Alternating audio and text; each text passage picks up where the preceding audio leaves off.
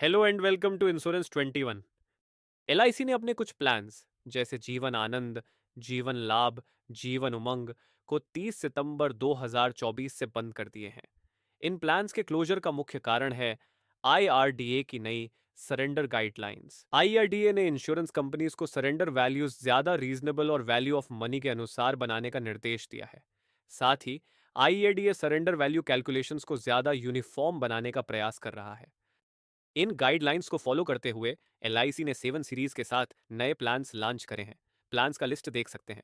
आइए अब देखते हैं कि ये गाइडलाइंस क्या हैं। Surrender value first policy year complete होने पर अवेलेबल होगा अगर पहले ईयर का फुल प्रीमियम पेमेंट हो चुका हो। सरेंडर वैल्यू का मेन बेस होगा पेड अप सम अश्योर्ड, जिसे फ्यूचर बेनिफिट्स कंसिडर किया जाएगा। पॉलिसी के फुल एनफोर्स पीरियड तक अक्यूमुलेटेड हुए बोनसेस और गारंटीड एडिशंस को भी फ्यूचर बेनिफिट्स में इंक्लूड किया जाएगा। सरेंडर वैल्यू का कैलकुलेशन फ्यूचर बेनिफिट्स के प्रेजेंट वैल्यू पे बेस्ड होगा और प्रेजेंट वैल्यू कैलकुलेशन के लिए 10 years government security benchmark rate का यूज किया जाएगा। अब एग्जाम्पल द्वारा समझने से पहले आइए पहले समझते हैं कि surrender, paid up, present value और 10 year government security benchmark rate क्या होते हैं। आइए पहले पॉलिसी सरेंडर के बारे में डिस्कस करते हैं। जब कोई पॉलिसी होल्डर अपनी पॉलिसी टर्म कंप्लीट होने से पहले अपनी पॉलिसी को टर्मिनेट या क्लोज कर देता है, इस प्रोसेस को सरेंडर कहते हैं और जो अमाउंट मिलता है उसे सरेंडर वैल्यू कहते हैं। आइए अब पेड अप पॉलिसी को डिस्कस करते हैं।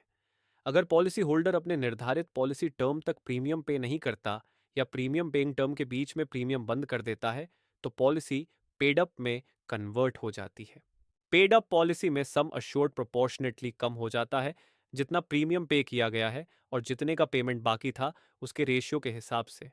जैसे अगर 15 साल की जगह 5 साल तक ही प्रीमियम पे किया, तो paid up sum assured original sum assured का 1/3 हो जाएगा।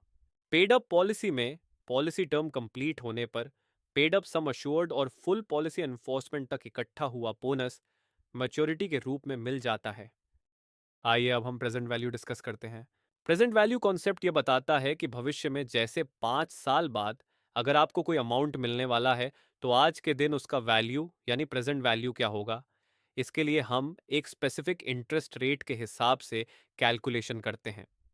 अगर एक सिंपल एग्जाम्पल से समझें तो मान लीजिए आपको 1 साल बाद 110 रुपये मिलने वाले हैं और इंटरेस्ट रेट 10% है, तो आज के दिन उसका वैल्यू 100 रुपये होगा। इसका मतलब है कि 1 साल बाद मिलने वाले 110 रुपये का प्रेजेंट वैल्यू आज 100 रुपये है, अगर ब्याज दर 10% है। हम यहाँ प्रेजेंट वैल्यू का डिस्कशन इसलिए कर रहे हैं क्योंकि सरेंडर वैल्यू का कैलकुलेशन भी कुछ ऐसा ही होता है।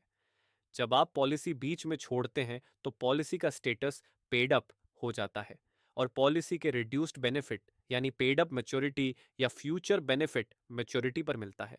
अगर आप इस फ्यूचर बेनिफिट को आज के दिन लेना चाहते हैं, तो उसका प्रेजेंट वैल्यू कैलकुलेट किया जाता है, जो सरेंडर वैल्यू कहलाता है। भारत सरकार 10 साल के सरकारी सिक्योरिटीज G6 इश्यू करती है और 10 साल बाद रीपे करने का प्रॉमिस करती है। इस बॉन्ड का जो मार्केट रेट होता है उसे 10 साल के G6 बेंचमार्क रेट कहा जाता है।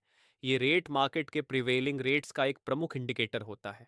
आईआरडीआर ने इस बेंचमार्क रेट का यूज पॉलिसी सरेंडर के समय प्रेजेंट वैल्यू कैलकुलेट करने के लिए कहा है। करंटली ये रेट अप्रोक्सीमेटली 7% है। 10 साल का बेंचमार्क रेट डेली बेसिस पर चेंज होता रहता है।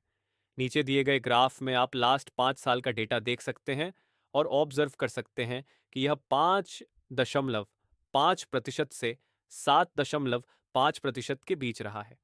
इसी को ध्यान में रखते हुए नए प्लान्स में एलआईसी ने सरेंडर फैक्टर्स इंट्रोड्यूस किए हैं, जो ईयरली बेसिस पर रिवाइज होंगे। अब आइए देखते हैं कि एलआईसी ने अपने नए प्लान्स में सरेंडर वैल्यू को लेकर क्या चेंजेस किए हैं। 1 साल का प्रीमियम पेमेंट करने के बाद पॉलिसी सरेंडर वैल्यू के लिए एलिजिबल हो जाएगी और पॉलिसी होल्डर को गारंटीड सरेंडर वैल्यू जीएसवी मिलेगा। 2 इयर्स कंप्लीट होने के बाद स्पेशल सरेंडर वैल्यू एसएसवी के लिए एलिजिबिलिटी हो जाएगी। एसएसवी और जीएसवी में से जो अधिक होगा वो पॉलिसी होल्डर को मिलेगा।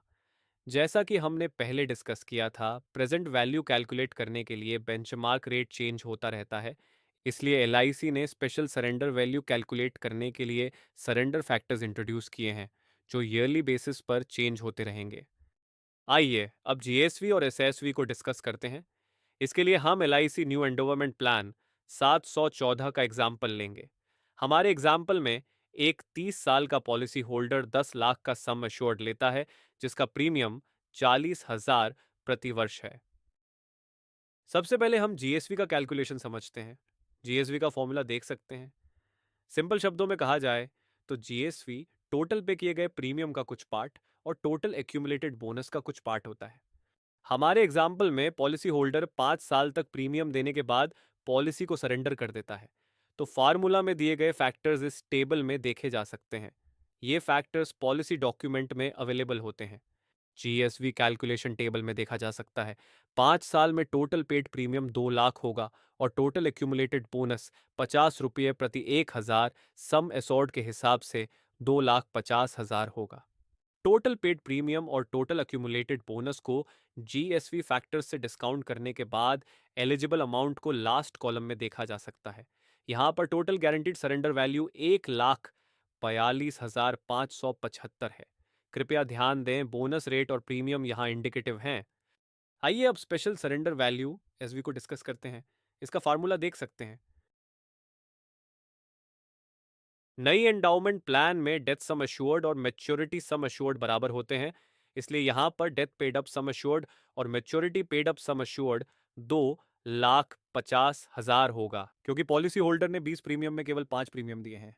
फैक्टर F1 और F2 वीडियो बनाने के समय तक अवेलेबल नहीं होने के कारण एग्जैक्ट कैलकुलेशन नहीं किया गया है। जैसे ही ये अवेलेबल होंगे, एक अलग वीडियो में ये कैलकुलेशन हमारे चैनल पर अपलोड होगा। Thanks for watching. अगर ये वीडियो अच्छा लगा हो तो लाइक करें, अपने ग्रुप में शेयर करें और ऐसे ही वीडियोस देखने के लिए हमारे चैनल को सब्सक्राइब करें।